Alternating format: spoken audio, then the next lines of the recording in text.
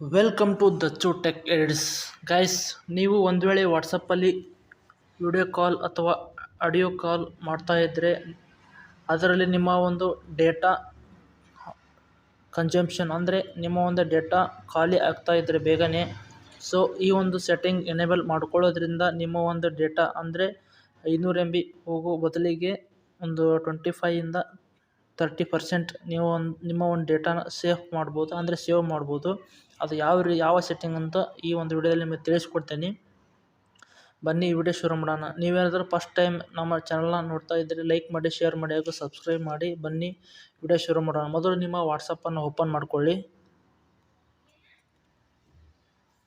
ನಂತರ ನೀವು right side ಮೇಲೆ 3 ಡಾಟೆಡ್ ಲೈನ್ನ ಕ್ಲಿಕ್ ಮಾಡಿ.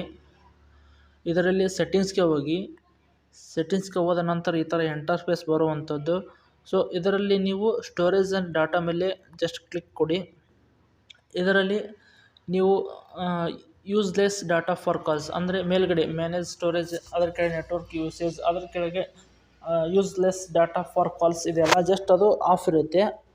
ಅದನ್ನು ಎನೇಬಲ್ ಮಾಡ್ಕೊಳ್ಳಿ. ನೀವು ಎನೇಬಲ್ ಮಾಡ್ಕೊಳ್ಳೋದ್ರಿಂದ ಅಂದರೆ ಈ ಸೆಟ್ಟಿಂಗನ್ನು ಆನ್ ಮಾಡ್ಕೊಳ್ಳೋದ್ರಿಂದ ನಿಮ್ಮ ಒಂದು ಡೇಟಾ ತಕ್ಕ ಮಟ್ಟಿಗೆ ಖಾಲಿ ಆಗುವುದು ತಪ್ಪುತ್ತೆ. So thank you for watching.